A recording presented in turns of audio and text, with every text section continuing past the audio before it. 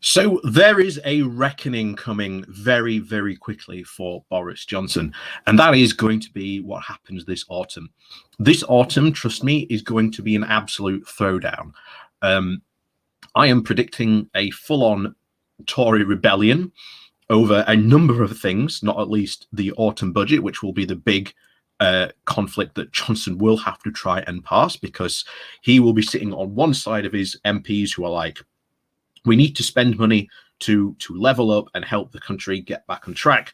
Well, another lot of his MPs will be basically saying, no, we cannot spend any money. We've got to be more fiscally conservative about it. And we've got to push more austerity. And we know more austerity is coming because it was in the last budget. There is a 7% cut across all departments happening. So we know for a fact that there is austerity coming down the pipe anyway. But not only will that be confirmed, of course, in the autumn budget, but there will probably be more austerity on top of that. Not only that, we have the social care crisis. Like I say, there's a vote happening today. Again, there isn't a rebellion expected, but I do expect the number of Tory MPs will vote against it, purely to be rather symbolic that they were against it, because as a lot of people have been saying before, this really doesn't help out the social care crisis. This is but a short-term solution to what is a long-term problem.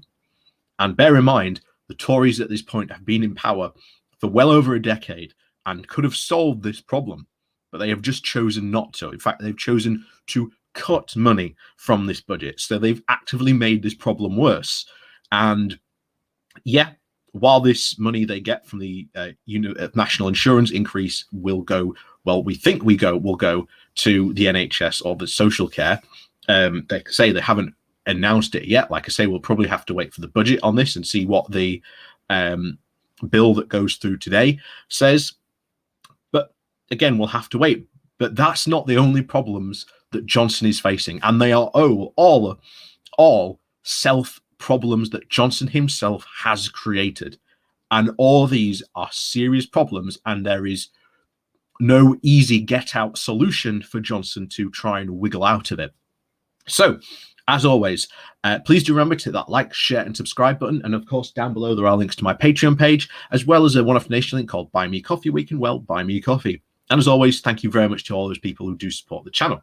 So, this comes from Euronews, and the title is Brexit Harvest: 5 self-sown problems on Boris Johnson's plate this autumn. The end of the holiday season heralds the return to the centre stage of a number of burning Brexit-related issues this autumn. Grace periods that have presented previous UK-EU arrangements are due to end at various stages, imposing new constraints on already destructive trade. The looming changes affect Northern Ireland, where London and Brussels currently remain at odds over the protocol directing the post-Brexit rules. Britain also faces new checks on EU imports, just as it struggles with labour shortages and supply chain distributions, not to mention the ongoing pandemic. COVID-19's hit to the economy has been hard to extricate from that of the UK's departure from the EU. Yet businesses and groups have said that the impact of Britain's first few months outside of Brussels' orbit has been severe, exacerbated by the sovereignty-first strategy of Boris Johnson's government. Euronews looks at 5 problems on the Prime Minister's plate this autumn, from affecting food suppliers in particular, that his own Brexit plan has largely reaped. So 1. Lorry drivers. The UK government's failing to understand the shortage. A lot of Brexiteers are saying, oh, but Europe's having this problem as well. Yes, Europe are having a similar problem, but we are having different problems which are far more related to Brexit than Europe is. So, over the summer, problems with food supplies have become increasingly apparent in the UK. Brexit and the COVID pandemic have combined to leave some supermarket shelves empty.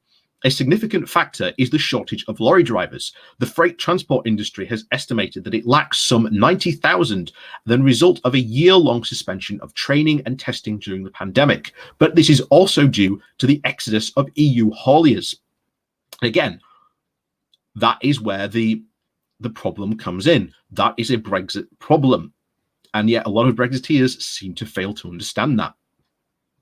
So some 14,000 left the UK for their home countries in that year of June to 2020, and only 600 have actually returned, according to research carried out for Logistics UK. Under the UK's post-Brexit immigration rules, new drivers from Europe can no longer come to work in the UK as easily as before. However, the British government has rejected calls from the industry to grant European drivers temporary visas instead of easing restrictions on hours, telling businesses to basically hire UK-based workers. Again, completely misunderstands where the shortage is. And again, you'd think this government that loves short-term solutions would be granting these temporary visas, but they're not. Again, this is a long-term problem that we have seen from some experts that's going to last at least 2 years. And this brought a very angry response from the Road Haulage Association on August 31st, saying, "Ministers and senior officials have continued to fail to understand the lorry driver shortage," said Duncan Birkin, the RHA's policy director for England and Wales, highlighting the time it takes to recruit and test new drivers. "There is something wrong with the system and it needs to change to address the staff shortages of skilled workers," he added, criticising the omission of lorry drivers from the government's shortage occupation list, designed to identify problems and facilitate recruitment. In June, the RHS coordinated an appeal from the transport and food industry groups, who wrote to the Prime Minister warning that the chronic shortage of lorry drivers could disrupt supplies. The UK's departure from the EU was one of the several factors listed. Logistics UK and the British Retail Consortium also followed up in August, issuing a joint appeal for temporary visas from the EU to alleviate the problem. So again, one very big problem that is only going to get worse. So 2, other labour shortages and of course Christmas supplies at risk. The acute labour shortages have been reported in other areas too, including in the care sector, construction, hospitality and agriculture, all very particularly reliant on EU workers in recent years. The British food and drink sector has also called on the UK government to alter post-Brexit immigration rules. And a cross-industry report published on August the 26th warned of a very real chance that the labour shortages, could reach a breaking point. It highlights several reasons, claiming that the UK's post-Brexit points-based immigration system has blocked out new low-skilled workers, such as drivers, butchers, and seasonal workers. The National Farmers Union has joined with several industry bodies to ask for a 12-month COVID recovery visa to help facilitate overseas recruitment and other measures to reduce the review and impact on the food sector from the end of freedom of movement from the EU. Farm businesses have done all they can to try and recruit staff domestically, but even increasingly competitive wages have had very little impact because the labour pool is so limited. Instead, only adding to the growing production costs, said the NUF. The labour shortages have created a food surplus of livestock, with thousands of pigs awaiting slaughter. And supply problems have also led to fast food chains to take emergency measures. McDonald's pulled away milkshakes from its menus, and Nando's shut down dozens of outlets temporarily, while KFC warned some items were out of stock. A survey of the body of Scotland Drink and Food in August found that 93% of companies had vacancies that they were struggling to fill. In a joint industrial appeal, several groups called for recruitment to be expanded to the EU and overseas workers. Brexit has been an enormous shock to the labour sector, and the Brexit implemented in the middle of a pandemic when supply chains were already straining, noted the CEO James Withers of Twitter in a Twitter thread, calling on the government for action to prevent the situation from deteriorating. And yes, Christmas is at risk, he added. And here you can see his tweet. In short, on labour shortages, TDR, the situation is extremely serious, and without government action, it is going to get worse. Very soon, some UK food supply chains are now at breaking point, and yes, Christmas is at risk. So number 3, this is the big one. These come into essentially effect at the beginning of October. So literally we are on a countdown, and I highly suspect these might be pushed back again.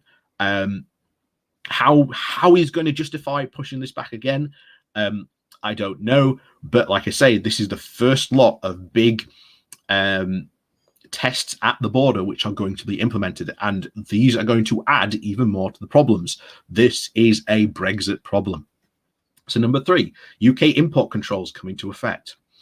Although the central thrust of Brexit was to take back control, in fact, the UK is actually yet to fully impose controls on EU imports.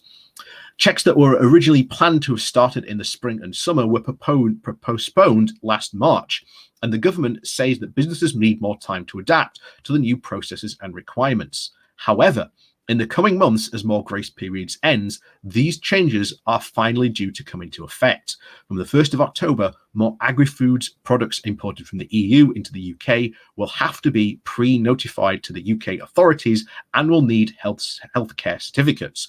And from the 1st of January 2022, this will cover all such products. So this is going to be a huge challenge for an industry that is already struggling. Also, from New Year's Day, full declarations will be required on customs and safety and security. Physical checks on animal and plant products will begin. Rules of origin requirements will be far more stringent. And from March of 2020, checks will again begin on live animals and all regulated plant products imported from the EU. But there is risk of being a shortage of vets needed to carry them out. The number arriving in the UK from the EU has plunged dramatically in 2021, partly attributed to the new stringent recruitment criteria. Also, according to Archie Norman, head of Marks & Spencer, the imminent UK imports risk lumbering French cheese producers and Spanish chorizo manufacturers with the same costs as we are trying to face to export food to the EU. So again, there's now going to be less food coming in from the EU as well, and there's a potentially that those will now rise in price. So red tape. UK and EU traders cry for help. Even before the new checks actually take effect, post-Brexit border bureaucracy has already caused significant disruption to traders between the UK and the EU, and many continue to struggle with the customs declarations and other paperwork as transport delays and higher costs. Some importers point the finger at the British government for the cumbersome procedures and onerous restrictions. Callum Henderson, whose company Great Oil UK imports olive oil from southern Spain, says that some of the extra red tape resulting from Brexit is UK imposed. He has listed a complicated series of procedures which has brought at least a 76% increase on transport costs and significant delays to deliveries. So that is what he is, and these are what he is. These are all the imports things that he's having to do. So as you can see here, there's at least 17 points. So this is the big one here. Your previous 14-day delivery is now 52 days.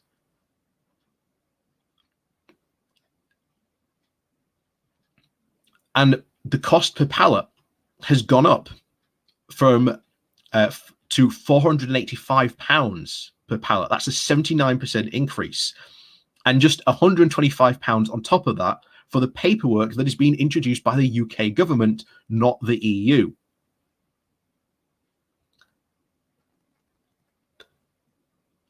And again, like I say, you can see all these other costs and things that you have to do. It's crazy. This is all the stuff that being outside of the single market now means. It means far more red tape, far more, not less, what the Brexiteers promised.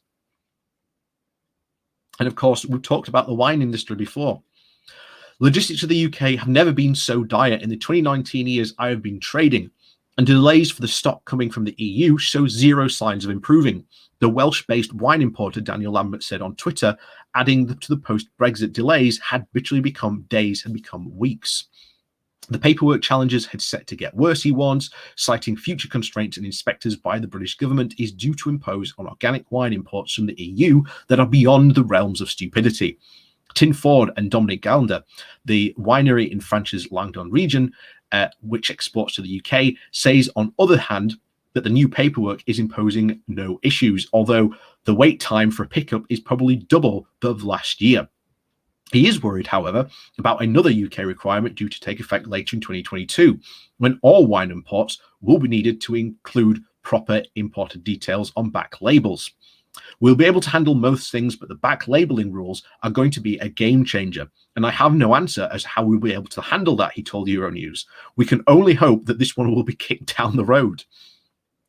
In another move which does not require it does require a temporary ward-off to ward more trouble for businesses, the government has postponed by at least a year a requirement for goods sold in the UK to carry a new British product safety mark, which has been due to take effect next January. Again, we talked about that before. That's going to be another big problem when that comes into it.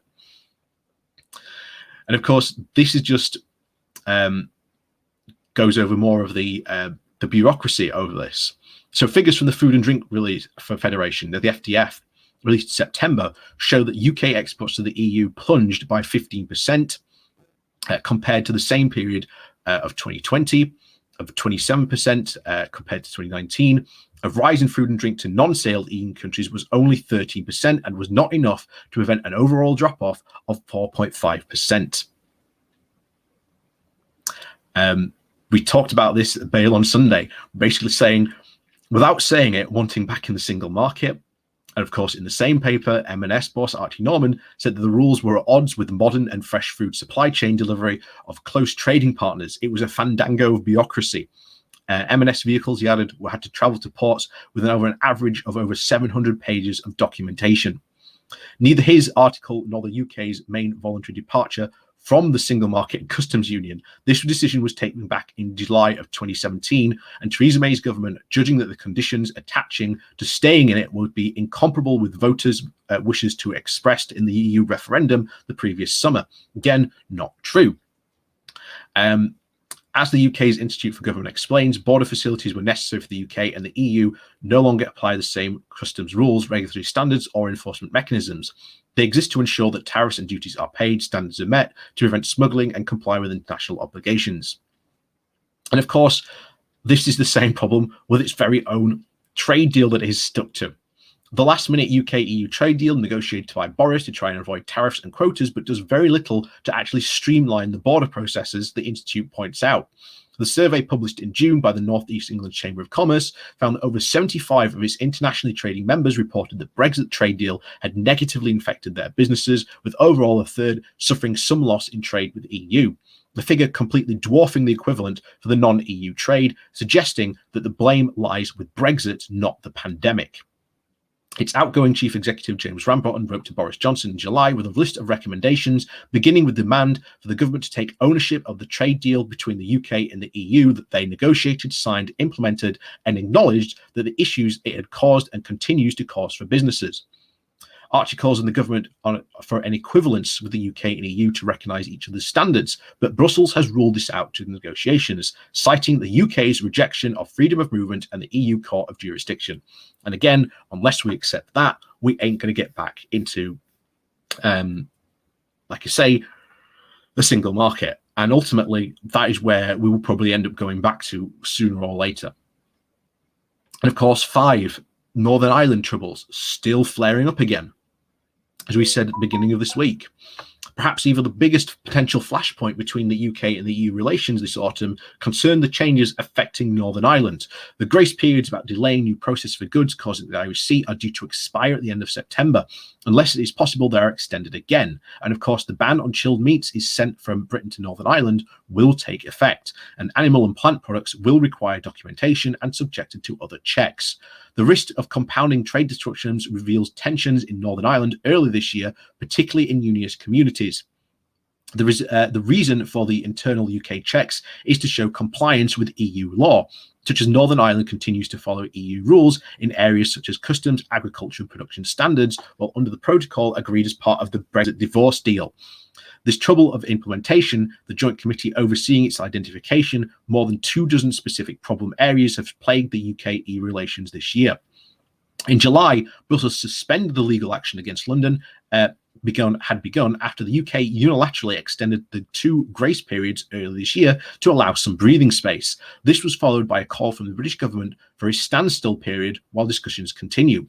However, the two sides have remained fundamentally at odds. The UK's latest proposals, reinforced in a speech by the Brexit negotiator David Frost recently, again, we went over that recently, amount to basically a demand for a substantive overhaul of the protocol, and Brussels has rejected a renegotiation, and it says that it's ready to engage with the British government to seek solutions. London has threatened to override the Brussels legal purism in applying it, but Boris Johnson has said that he was the joint architect, and Northern Ireland's binding ties and multiple aspects of EU law are in the black and white in the text. The treaty's aim is trying to reconcile the UK's divergence under Brexit, and it needs to avoid a hard border on the island of Ireland. The EU insists that it must be applied in full to protect its single market, and the UK calls for more flexibility, pointing out the agreement it seeks to protect all communities. And again, it is the UK that is refusing to implement this protocol properly. The EU is doing it fine. It is being fully implemented, but they do recognize that there are areas that need to be checked and overlooked, and they are fine to work with London to do that. The problem is that Frost is not, as we've said before on Monday, he has been put there as an antagonist to this situation, not as a benefactor. And of course, a report by the House of Lords Committee published at the end of July criticized the fundamental flaws in the approach of both sides, the lack of clarity, transparency, and readiness on its part of the UK, a lack of balance, understanding, and flexibility in the part of the EU, and concluded that there was an urgent and imperative for all sides to make concealed efforts to build trust. Again, they are being incredibly flexible. This idea that the EU is not being flexible on this, I'm sorry, but they have been, and they are wanting to get the protocol to work. It is us that are not wanting to get the protocol to work. And remember, we were told by Boris Johnson and David Frost, who have their fingerprints all over this, that this was the perfect solution to this problem. Johnson promised to get Brexit done and duly took the UK out of the EU with a deal. But the decision to leave the EU single market and customs union, coupled with the government's emphasis on sovereignty, have created significant barriers with the UK's biggest trading partner that look set to be long-lasting. As Peter Kaelin's comments for the think tank Carnegie Europe, I'm saying that wrong, said, the larger truth is that on this, as with so many other things, the UK chose Brexit without comprehending the full consequences of its decision. And that is the truth about this. That is the general truth about this. So many things that happened as a result of Brexit have been down because of the consequences that we have taken. We chose Brexit. The EU said, yes, sure, if you want to, by all means. We could have stayed in the single market customs union. Leave said that that was an option. That was what many campaigned for. Of course, you may remember the infamous slogan, only a fool would talk about leaving the single market. And of course, where are we now? Of course, that was Daniel Hannan. And of course, he continually talks about how wonderful it was to leave the single market. Again, as we discussed already, the lie that Boris Johnson said that we had to leave the single market and customs union to get Brexit done was a complete lie. And of course, as always, thank you very much for watching. Please remember to hit that like, share, and subscribe button. And of course, down below, there are links to my Patreon page. And of course, the One Off Nation link, Buy Me a Coffee, where you can buy me a coffee. And as always, thank you very much for watching, and I'll see you all